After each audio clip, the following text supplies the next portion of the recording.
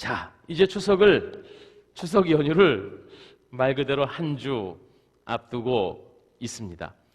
추석하면은 그때 꼭 이런 매해 명절이 되면은 변함없이 빠지지 않는 뉴스가 있는데요. 그게 뭐냐 하면 추석 귀성 교통편, 언제 어디가 밀린다 이런 거. 또 어떤 것들이 있을까요?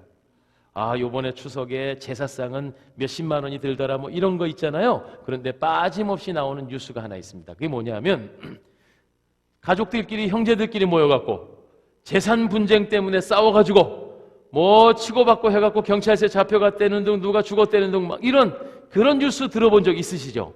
명절이 되면 꼭 빠짐없이 그런 뉴스가 있더라고요.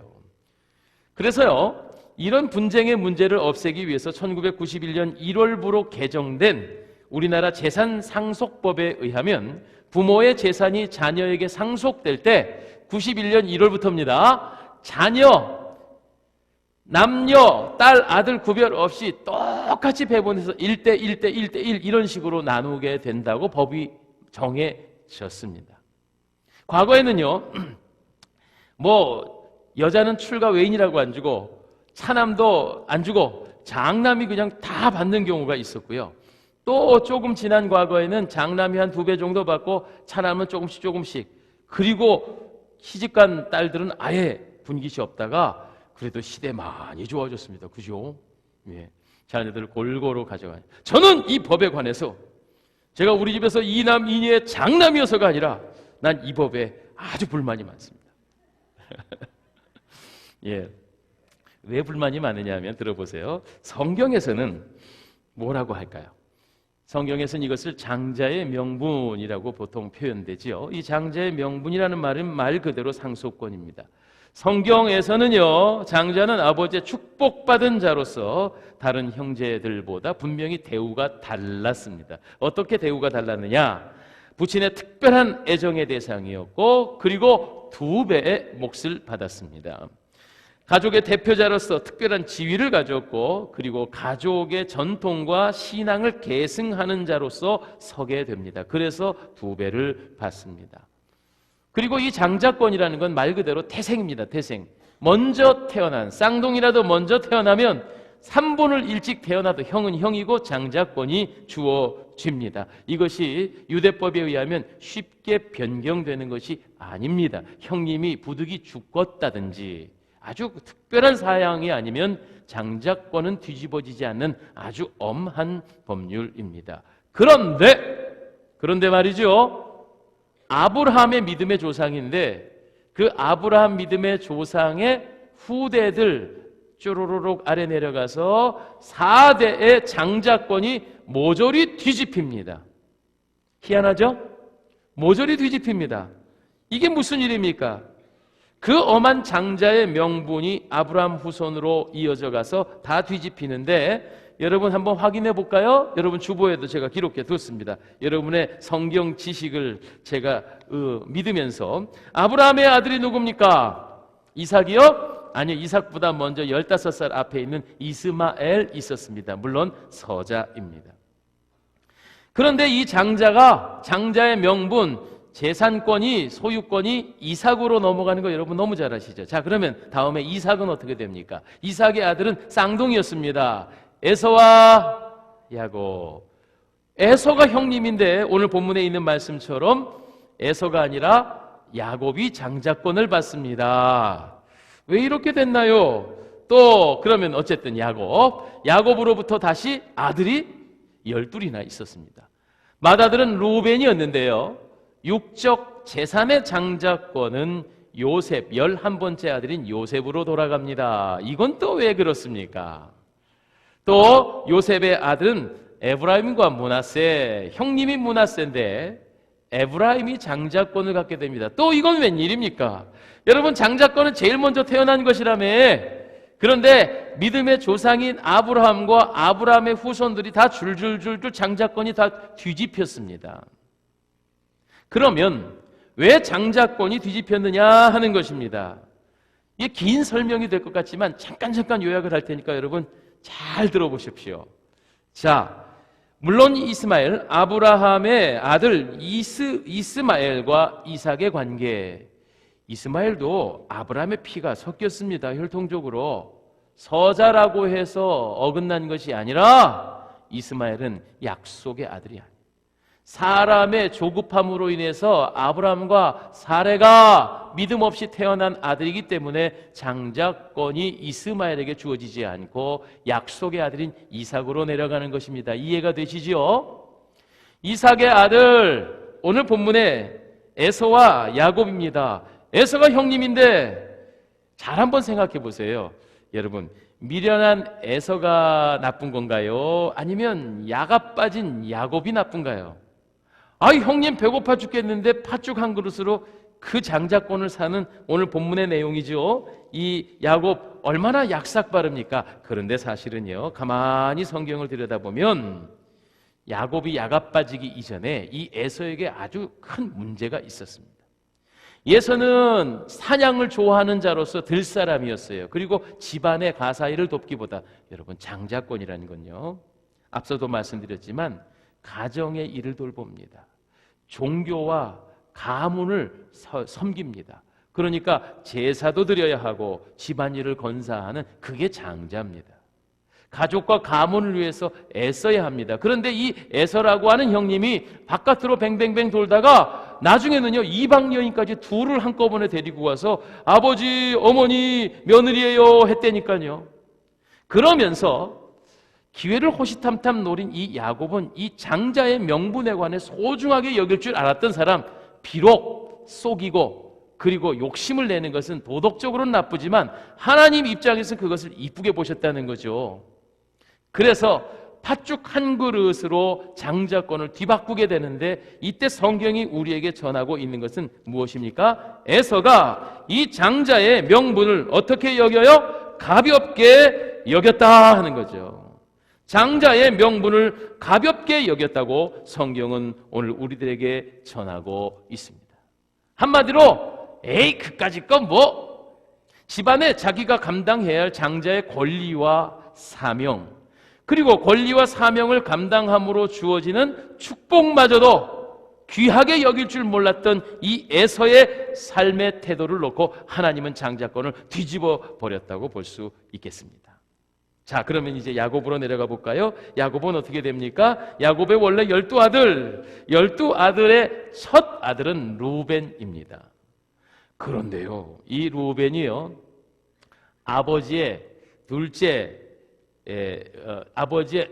몸종이었던 빌하와 통간함으로, 말하자면 자기의 생모는 아니지만 새 어머니와 통간함으로 음란과 쾌락에 빠져서 그것으로 인해서 장자권을 상실하는 거예요. 그 외에도 가정의 장자로서의 사명을 전혀 감당하지 못하여 결국은 가정을 구원한, 가뭄과 기근에서 그 아버지와 형제들을 구원한 요셉이 장자의 사명을 감당함으로 장자권이 요셉으로 넘어갑니다.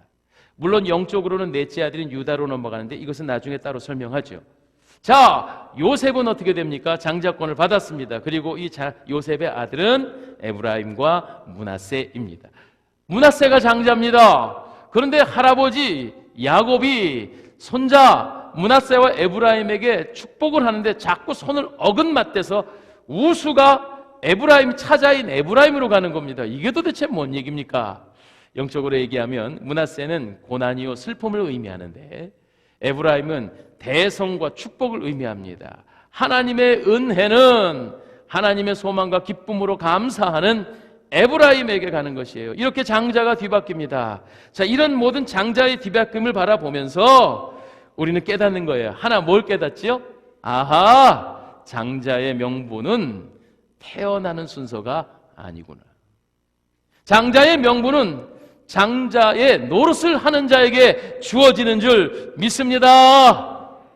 그러나 여러분, 축복이라는 게 갑절의 축복이요, 물질도 복을 많이 받게 됩니다. 그러면 왜 우리나라도 그렇습니다. 왜 장자에게 아버지는 더 많은 유산을 줄까요? 그것으로 가문을 일으켜 세우라는 거예요. 더 많은 복을 받아서 형제들을 섬기라는 것이에요. 옛날에요, 혹시 형제들 간에 먼저 돌아간 분이 생기면 그 어린 조카들을 입적해서 형님이 자기 자식으로 키우는 걸 봤습니다. 이게 바로 장자의 사명입니다.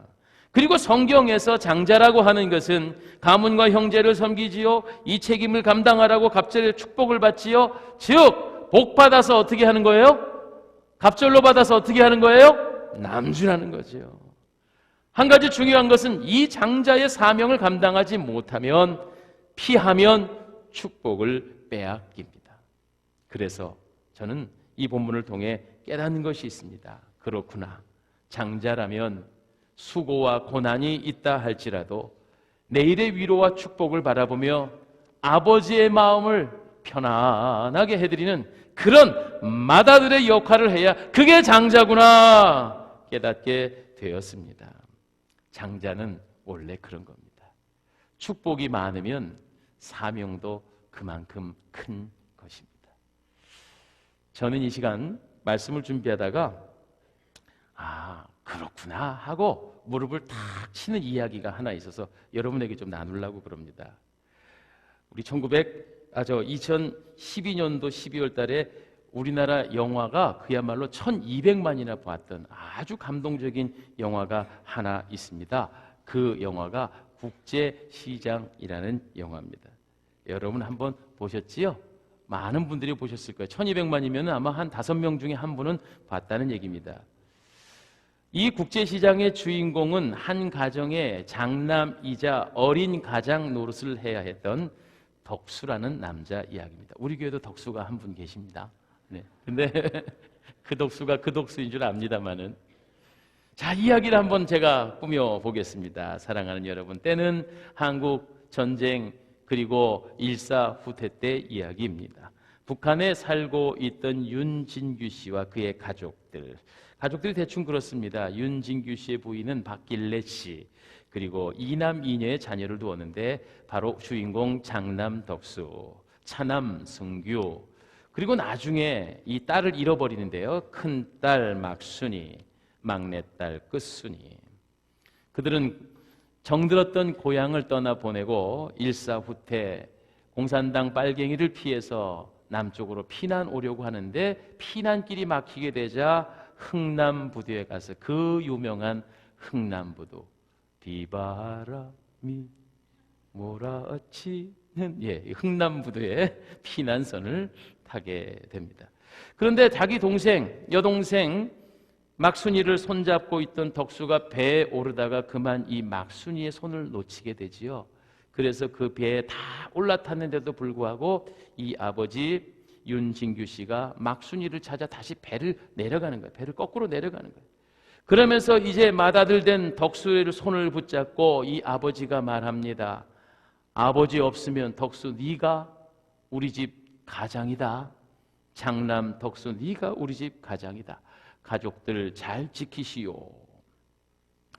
아버지가 고모가 미리 가서 살고 있다고 하는 부산 국제시장의 꽃분이네 가게. 그래서 그곳을 찾아가 나중에 꽃분이네에서 꼭 만나자는 약속을 하고 이제는 아버지와 헤어지게 되죠. 엄마와 덕수, 남동생 승규, 그리고 막내딸, 막내동생 끝순이 고모네 집에서 꽃분이네에서 더부살이 하면서 고생을 합니다. 이제나 아버지가 오실까, 저제나 아버지가 오실까. 그러나 착한 덕수, 엄마에게 힘내자고 공부도 열심히 하고 구두 닦기 각종의 허드렛 일 하면서 열심히 살았습니다. 그렇게 세월이 흘러 아버지는 아직도 꽃분이네 집에 찾아오지 아니하시고, 그러다가 공부 잘하는 남동생 승규가 서울대학에 덜컥 합격이 되고 맙니다. 그런데 그 합격보다 더 큰 걱정은 동생 학교 보낼 학비가 없어요. 그래서 이 장남된 이 아들 덕수가 동생 서울대 갈 공부 돈 마련하려고 독일 당시에 탄광 광부로 자원해서 다 독일 탄광으로 인력 수출로 나가는 거죠. 거기서 고생을 합니다. 누굴 위해서요? 서울대학 붙은 동생을 위해서 스스로 고생을 자처합니다. 워낙 장자는 원래 그런 겁니다. 그 독일 탄광에서 사고로 인해서 지옥 같은 곳에서 탄광 붕괴 사고가 있고 친구 구하자고 죽음을 불사하면서 구사일생으로 목숨을 건지는 덕수. 그렇게 고생을 하는데 힘든 독일 생활이지만 그래도 참 아름답고 마음씨 고운 배필을 만났으니까 그것이 또한 덕수의 축복이 아니었는가 싶습니다. 독일에서 돌아와 금이 환영하는데 작은 집도 마련하고 너무너무 행복했습니다. 그때 때마침 고모부가 이제는 장사도 안 돼 해서 고모네 가게인 꽃분이네 가게를 팔아버리려고 하지요. 그런데 덕수가 큰일 난다고 그 고모부로 인해서 쓸모도 없는 장사도 잘 되지 않는 꽃분이네 가게를 인수하게 됩니다. 왜 그럴까요? 왜 그럴까요? 헤어진 아버지 꽃분이네 집에서 만나기로 약속했기 때문에. 그래서 가치도 없지만 이유도 없지만 그 꽃분이네 가게를 덜컥 사서 인수를 하는 거예요. 장남은 원래 그런 겁니다. 그런데다가 철없는 동생 끝순이가 결혼을 하게 됐습니다. 결혼 자금을 마련해야 되는데 여유가 없는 이 덕순의 집. 그래서 이번에는요 베트남에 전쟁이 났는데 거기 가면 장사 한미천 할 수 있다고 그래서 그 전쟁터 포화 속으로 들어가는 거예요. 거기서도 착한 덕수가 친구 살리자고 생명 살리자고 하다가 자기가 총 맞고 다쳐서 결국은 월남 다녀와서는 다리를 저는 장애인이 되어버리고 맙니다. 이런 남편을 향해서 그 부인이 그렇게 바가지를 긁지요. 영자는 외칩니다. 이젠 당신 인생 좀 살으라고. 왜? 당신 안에는 당신 없냐고. 그래도 워낙 장자는 원래 그런 겁니다. 가족 위해서, 가문 위해서, 동생 위해서 말이죠. 그렇게 살아가다가 우리나라에 정말 기네스북에 올라가는 아주 큰 사건이 있죠. 이산가족 찾기. 거기에서 잃어버린 아버지 그리고 동생 막순이 찾겠다고 이산가족 찾기에 나갔는데 아버지는 어디 계신지 알 수 없고 그 어린 막순이가 미국에 입양되어져서 미국 사람이 되어 있는 것입니다. 극적으로 막순이와 그렇게 얼싸안고 눈물을 흘리는 그런 과정이 있었습니다. 이제 세월이 흘러 덕수도 이젠 허리가 구부러진 노년이 되었습니다. 덕수네 동네에 재개발이 들어가서 꽃분이네 가게를 이제는 보상받고 팔아야 될 상황에 끝까지 버티던 이 할아버지 덕수가 아내에게 이렇게 말합니다. 이제는 못 오시겠지? 누가요? 아버지가요. 이제는 아버지가 너무 나이가 많이 드셔서 이제는 못 오시겠지? 꽃분이네 집을 팔으라고 말합니다.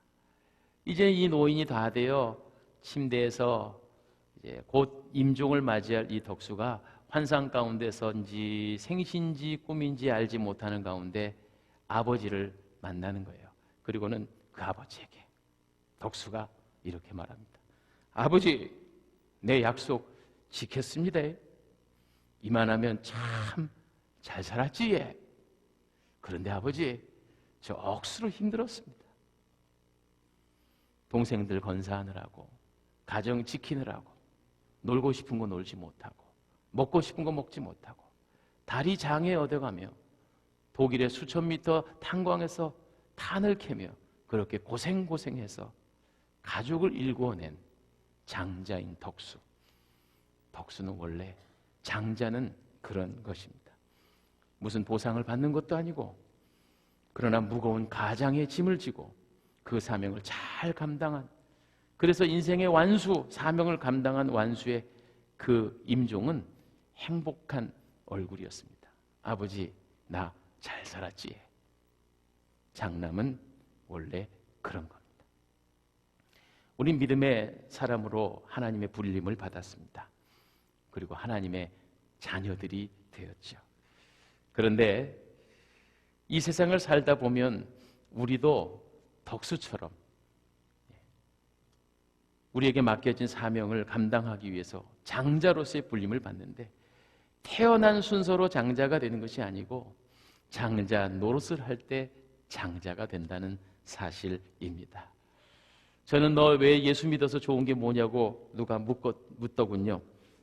예수 믿으면 천당 간다고 영생을 얻는다고 그건 당연한 것이지만 저는 예수 믿어서 좋은 게 뭐냐면 장자 노릇하다 보니까 놀고 싶은 거 못 먹고 먹고 싶은 거 못 먹어도 이렇게 올곧게 바르게 사는 게 그게 축복이었다는 걸 알게 됐습니다.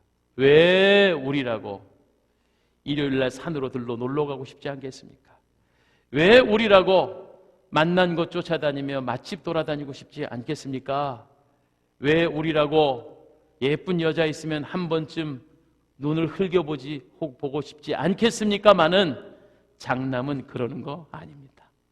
장남은 아버지를 기쁘시게 하는 것을 사명으로 알고 내가 하고 싶은 것 꼭 참고 동생들 건사하고 그리고 가문을 일으키는 거, 장남은 원래 그런 겁니다.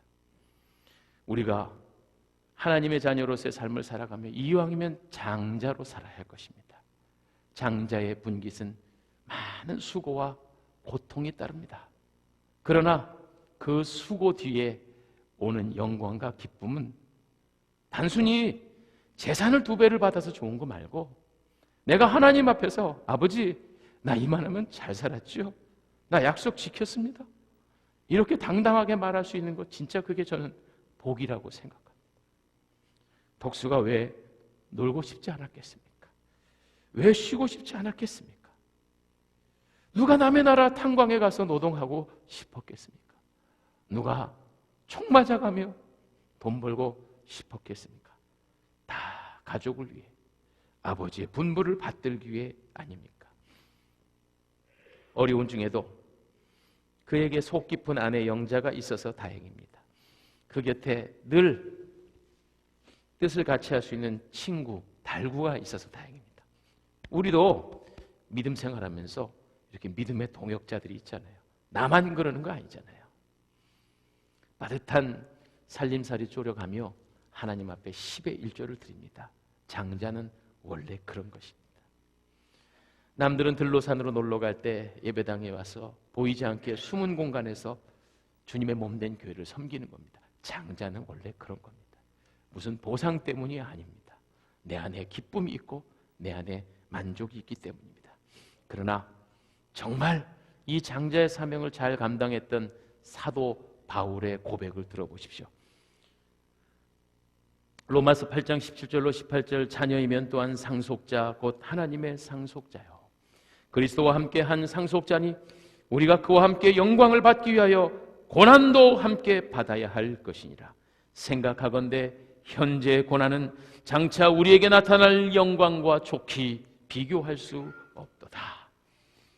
우리는 오늘의 고난 뒤에 하나님의 놀라우신 영광을 기대하면서 상급이 없다면 이 장자의 직분 감당하기 어렵죠. 그러나 기뻐하십시오. 이 지금의 고난과 수고에 그 받을 영광 장차 비교할 수 없다고. 우리 모두 그렇게 살아봅시다. 장자답게 살아봅시다. 먼저 나고 태어나면 문제가 아니라 장자 노릇을 해야 장자지. 장자는 원래 그런 것입니다. 아버지의 분부, 그 분부를 받들어 약속을 잘 지키는 것. 오늘도 하나님께서 우리에게 당하시는 분부는 내가 내 아들 죽이기까지 사랑한 세상의 모든 영혼들 너로 인해서 구원 좀 시켜라.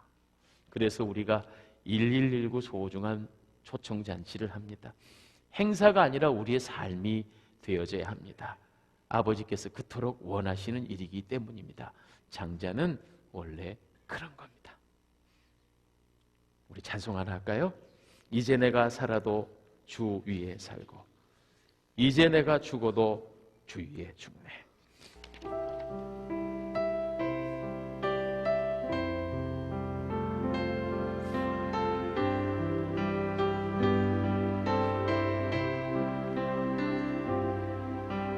이제 내가 살아도 주 위에 살고 이제 내가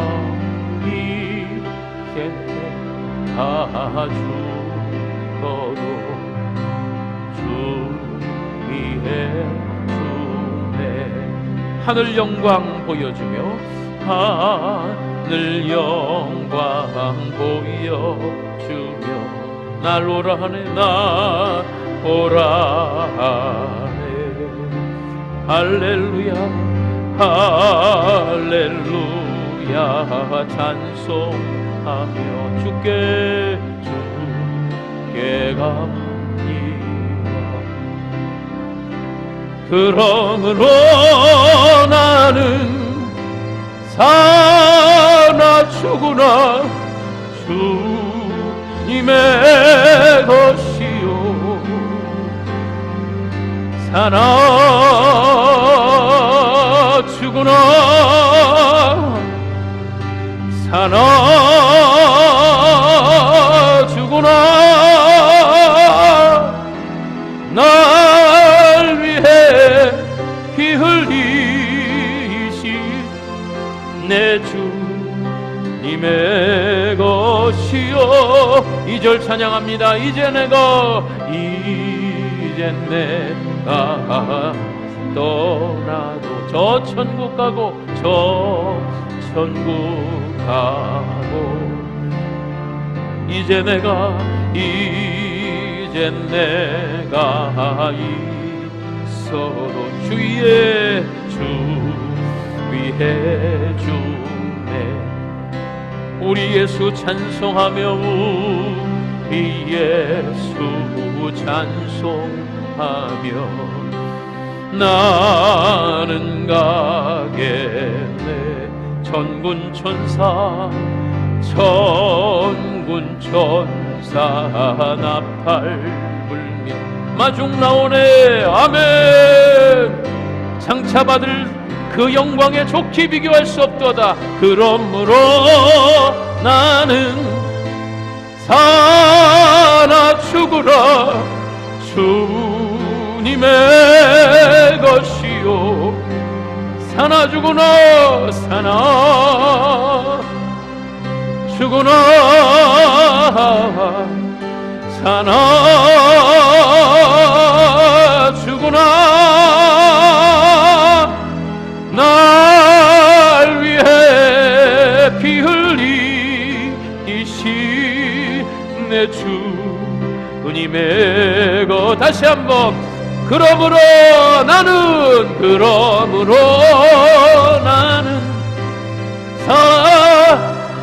죽으나 주님의 것이요 사나 죽으나 사나 죽으나 사나 죽으나 날 위해 피 흘리신 내 주. 이 시간 우리 함께 통성으로 간절히 기도합시다. 하나님 아버지의 약속을 붙잡고 장자의 명분을 받아 복의 통로로 살고 생명 구하는 장남이 되겠습니다. 이 시간에 결단하며 주여 3번 외치고 통성으로 기도합니다. 주여 주여 주여. 하나님 아버지, 우리가 세상 가운데 곤고하고 수고하지만 주님의 장자로서의 불림을 받는 사명자로서 하나님 주님을 기쁘시게 하기 위하여서 우리의 생애를 드리며 희생하는 장자의 명분을 받아 사는 귀한 종들이 되어지게 하여 주시옵소서. 잃어버린 영혼을 위하여서 그토록 아들을 주시기까지 사랑하신 우리 아버지 하나님의 그 애타는 가슴 어린 상처를 우리가 받아서 나도 자녀로서 장자로서 하나님의 백성답게 청지기답게 주님의 직분자답게 살아가서 아버지 앞에 섰을 때 하나님 나 잘 살았지요. 이만하면 약속을 지켰지요. 하나님 앞에 당당히 설 수 있는 그런 우리 사랑의 동산교회 주님의 자녀들 되어지게 해 주시옵소서. 내 힘으로 감당치 말고 아버지 성령의 능력으로 이 일을 감당하여 사나 죽으나 주님의 놀라우신 그 귀한 직분마다 기쁨으로 살아가는 주의 백성들 되게 하여 주옵소서. 사나 죽으나 사나 죽으나 날 위해 피 흘리신 내 주님의 것이요. 하나님, 저희를 불러 주님의 친백성 삼으시고 장자의 직분 주어서 주님을 기쁘시게 할 수 있는 이 값지고 귀한 사명 주신 거 감사합니다. 장자는 원래 그런 거였는데 세상에 좋은 것조차 방탕하며 살았던 것 용서해 주세요. 내 안위와 편안함을 위해서 낭비했던 지난 과거를 용서해 주시고 이제부터 마음 고쳐먹고 아버지의 약속 붙잡아 비록 고생스럽고 수고스러워도 주님 위하여 살고 이 죽어져가는 세상의 영혼 구하는 일에 사명을 잘 감당해서 하나님 나라 앞에 갔을 때 하나님 나 잘 살았지요, 약속 지켰지요, 부끄럼 없이 설 수 있는 그런 우리 사랑의 동산교회 성도들 다 되어지게 해 주시옵소서. 하나님, 이 시간 주님의 일 감당하여야 되겠는데 건강이 연약한 자들을 불쌍히 여기시고 치료하시고 회복시켜 주셔서 사명 잘 감당할 수 있는 건강한 육신 허락하여 주옵소서.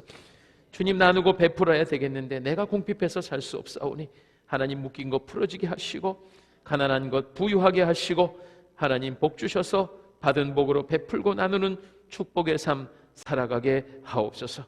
1119 소중한 분 초청 예배를 위해서 우리가 오늘 태신자 3명을 결정했습니다.